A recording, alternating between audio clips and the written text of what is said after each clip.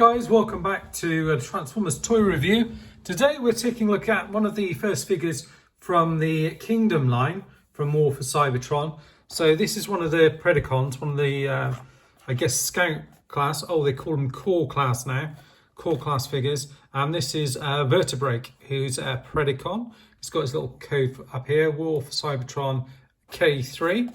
On the back here, all the kind of packaging's changed slightly. Obviously, with this one now, they're away from Cybertron, either crash landed on Earth or another Earth type planet where there's dinosaurs and beasts and things like that. You get in the artwork here, looks like the Nemesis in the background here, and then you get Vertebreak in his kind of beast mode here with all sorts of stuff in the background. And then on the back here, you get Vertebreak in both modes, and all of them have got this kind of graphic where they've got this kind of glowing green around them with this kind of these kind of symbols underneath. And you see the Predacon symbol under here, and obviously it's very much different to the ones that we've seen before with all this kind of Earth kind of look to it as opposed to the Cybertronian bits. Now let's get this guy open. I did think these ones came with cards, but maybe I've got that wrong. Maybe it's kind of, or maybe it's like the first release hasn't come with cards. Certainly can't see anything that's come with it. So let's get this guy open. Interestingly, yeah, I don't know if it's like an Earth thing, but a lot of those things is like green on it. So there's a lot of green on these packages. Get the actual figure out. Looks like he's got his little instruction booklet, which again is all kind of green. He's got the Predacon symbol down there. Looks a little bit different from the other ones. Yeah, and they've gone green with all those sort of colorations in here as well. So that's interesting. Yeah, no kind of bio or anything else like that, unfortunately. And then if we get the figure out here, just need a scissor just to snip him out and help him escape. Check those bits over there. And he's got a little weapon in here as well, which looks like it's going to obviously double up as his tail. So pop that off to one side. Right. So the figure and the camera. Ooh, let's sort out this camera a second. Right, there we go. That's a bit better. Well, seems to have gone a little bit off again. Here we go. But there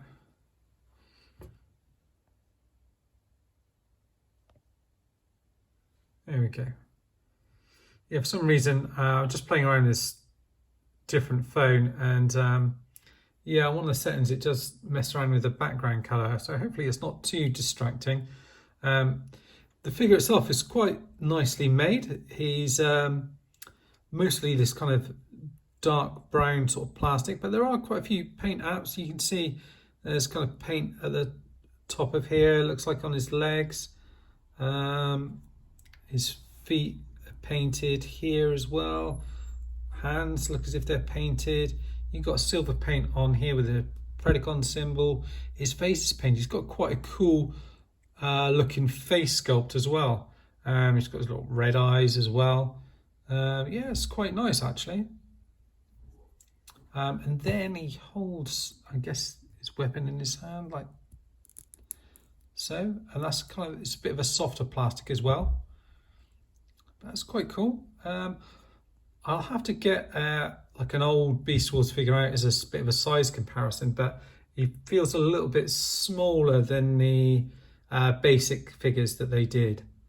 But you know, I don't think he wouldn't look out of place alongside some of these figures with all the kind of different ball joints and whatnot. I think he would look good. As a bit of a size comparison as well, I'll just bring along Soundwave in the picture. You see, obviously, you can't actually see the top of Soundwave from there. So, yeah, I mean, he kind of comes up to about here on him. So he's quite diddy. but you know, that's the type of figure he's supposed to be. Their head can actually, it's got quite a bit of good articulation, can go all the way up. Can't really go down, but can swivel around a fair bit to the side there before it kind of gets blocked off here. The arms are on ball pegs, so they can move up and back before you stop by the backpack. That's the side there, and then the arm there kind of bends up to there and can swivel around wherever you want it to. No waist articulation. The legs are on a ball peg. It's quite a tight tolerance, but it can go all the way up there. Look at his skinny little legs. But it's believable. He does, you know, yeah, I do like this as a robot mode. It is believable as a kind of robot dinosaur. I quite like it. And then the legs go back to there. And then the feet, again, are on like a bit of a ball peg. So you can give yourself a bit of a tilt, a little bit to one side, and they move forward and back. So there's a bit of movement in there. And there's the look from the back. Let's have a look at transforming him, because it should be fairly simple, I would think. It looks if you lift this piece up here, this is going to lift up from the looks of it, and you're going to move that round into there. This bit looks as if it comes down and around, like so. This is going to close up.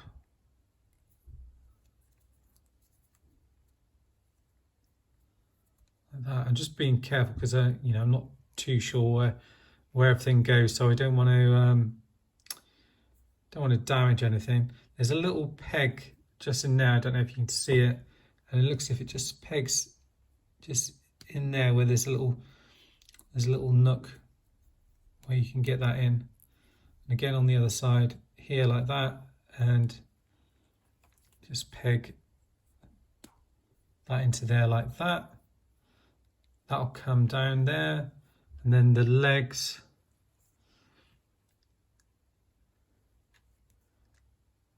kind of curve. Which way around do they go? Sort of bend them around like that, I guess. Just checking I've got it right.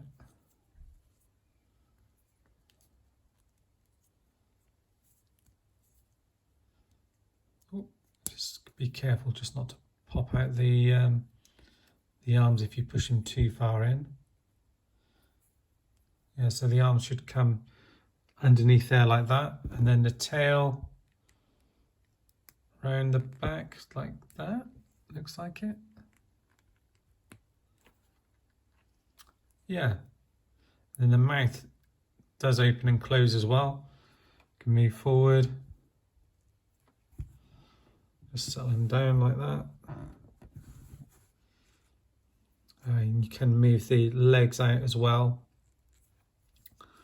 so you can get a bit more of a kind of dynamic pose to him, so he's not straight up and down. The arms unfortunately don't move, so that's unfortunate, but everything else looks pretty good. It looks as if to me like this bit should go back a bit further, so let's just try that. Yeah, so it does go back all the way into there actually, and that gives him a bit of a better look to him. So that kind of tidies up this back piece here as well. Just give you a bit of a close-up. It does kind of click in, but it's a soft plastic, so it's not a real tight tolerance, but the head is nice. It's kind of got two different gradients to it. It's kind of starts off dark, and then you get a lighter color to it. The mouth does open and close, but it's because it's a soft plastic, it's a little bit tricky to maneuver really, but it's always kind of like half open anyway. Like I mentioned, the arms don't move.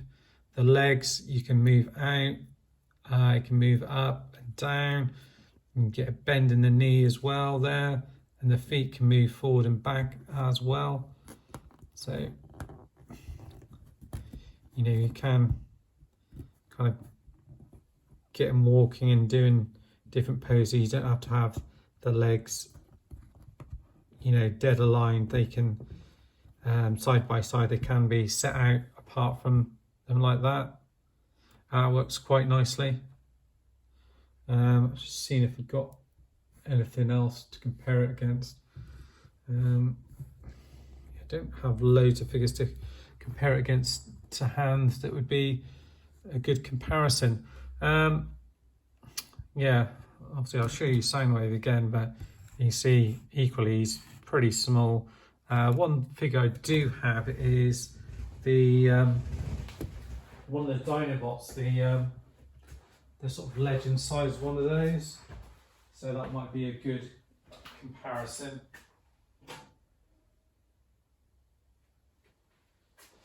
So just grabbing it from the shelf.